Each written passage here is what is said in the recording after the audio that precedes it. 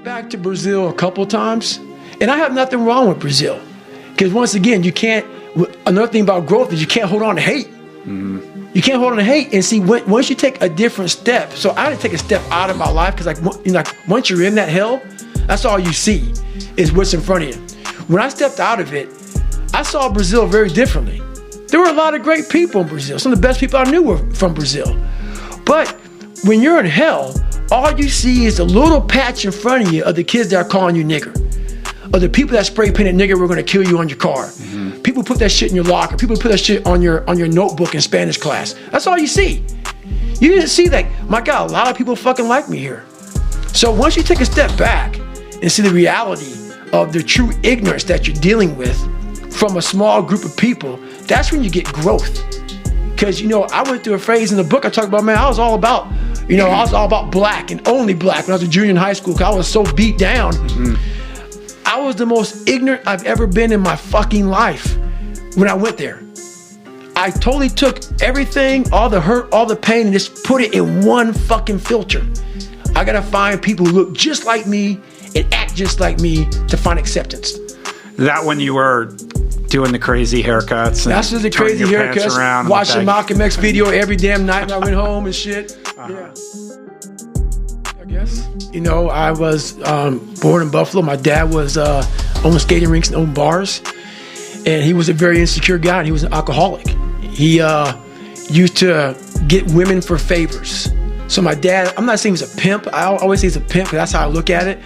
My mom said the proper way to say this is that your dad used to get women, and he would exchange women for favors. So there you go. That's pretty much a pimp. He was a pimp, right? He was a fucking pimp. So basically, that's my dad. He was a guy that didn't care much about anything but himself. But he was kind of a baller in your community, He was a big baller, right? Knew O.J. Simpson big time. Knew all the Buffalo Bills. Him and Rick James were best friends. Wow. So we had two different sides. It was the side that everybody saw, which was the side of this man. Your dad is so damn cool, man. He's awesome. And we lived on Paradise Road. The second that door was shut in that house, it was game on. The real him would come out. It was a perfect Jekyll and Hyde. So when you're born into that at a young kid, and like you're getting beat for no reason, I'm not, whippings are whippings, man. Yeah. But this guy would beat you for no reason, just because he was drunk, just because he saw you, whatever. It's like kind of like an Ike Turner character. Ike Turner probably on steroids. Right. So that's who he was, and he was a perfect person for psychological warfare. The beatings were horrible, but the mind torture was the worst. He got so deep in my head as a young kid, and that really fucks up your foundation. When you're born, man, there's some sensitive years in there, man, where your brain starts to develop and it starts to give you self-esteem, courage, confidence, all those things. And my dad was stripping that away from everybody. And when you see your mom, the worst thing to do is when you see your mom getting beat senseless at a young kid. That shit scars you permanently. I mean, she was like a prisoner. She was a prisoner. Guy. And what you guys had to do to escape and get away from him is like insane. So she was 19 when she went there, and she was an innocent 19-year-old, and she came from a great family, and she met this man, and totally just it was brutal. It was very sadistic the way she was tortured by him, and the way my brother and myself were, and that broke me and my brother up. My brother loved my father a lot. He saw something very different than I saw, because whenever my mom and I would get beat, my brother, I'm not calling him a coward by any means, he handled it very different than I did. He would go in his room. He didn't want to see the beatings. I would protect my mother. So in that, I saw a lot more of the violence. I was trying to protect her. In me trying to protect her, I really got beat. So when you're constantly in that battle, in that struggle, and your brother's going in a different room because he didn't want any part of this shit. He hated it, and he loved family. He loves family. And I became the person like, hey, man, I'm not about it. And you had to shoulder the responsibility, this idea within you that you were responsible for making sure that your mom would be safe. And that was hard for an 8-year-old kid, because when we moved to that small town of Brazil, Indiana, I had a learning disability. I was stuttering. I was battling so much shit that I never even told my mom about, because she was battling her own demons. So at 8 years old, I'm looking for comfort, and I'm like, hey, don't bother your mom with shit. You were not the man of the house. And I started becoming real protective of my mother at a young age. So whatever you're going through, man, you're on your fucking own. You're not gonna tell your mom shit. And she ended up finding out later through the school systems and through me failing and through me, all these issues I went through. She found out a lot. But, I kept as much as I could from her, man. And that really was a hard task for me to raise yourself mentally when you're already in the deepest, darkest dungeon of all time. And I think that's where I started really creating myself. I had to really start creating a certain pattern, a certain process, a certain kind of indestructible toolbox to handle my life.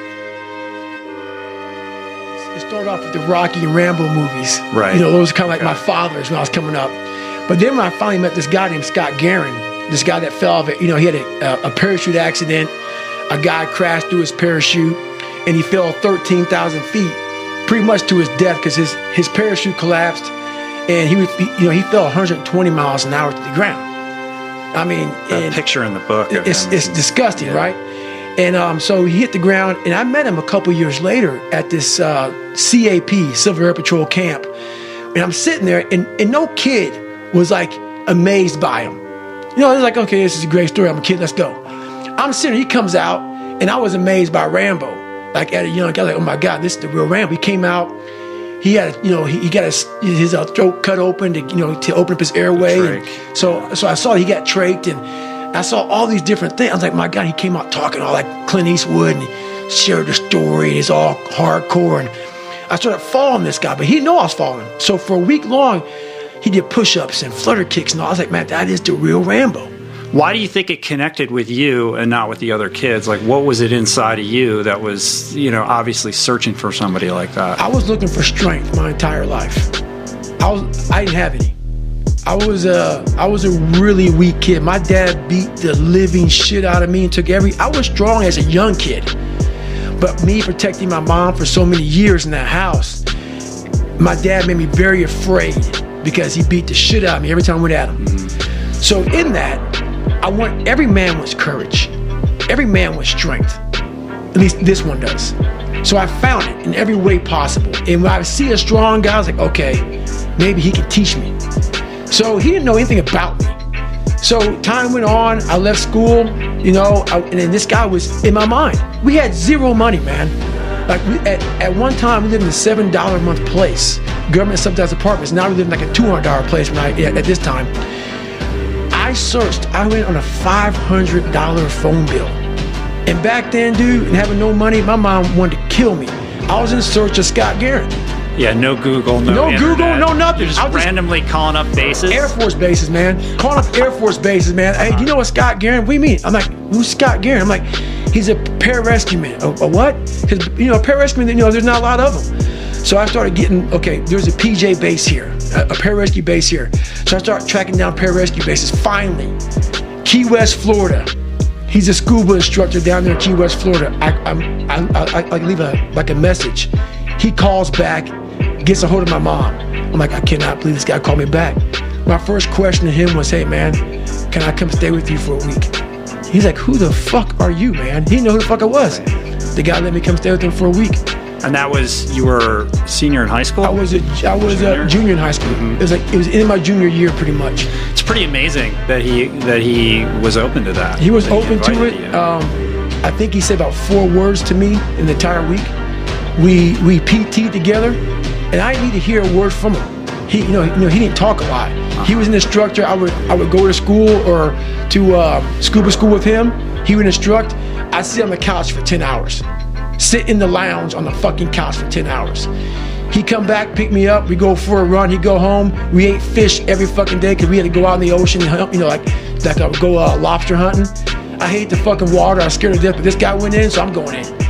And I left there with just one big thing.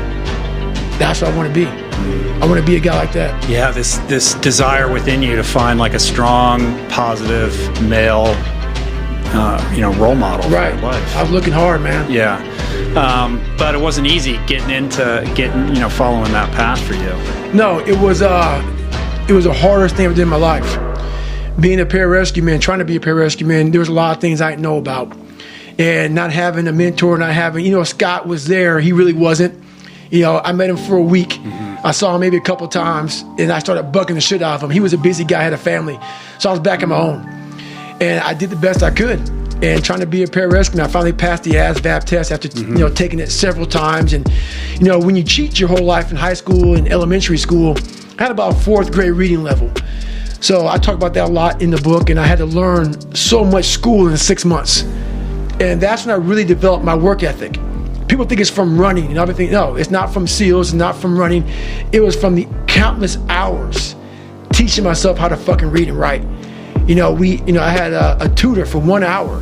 1 hour every single week. That's all we could afford. So for 6 months, I saw a tutor 1 hour a week. All the rest was on me. My mom was working 3 jobs. She was never home. I sat at this fucking table. I have to get in the military. And that became my assessment.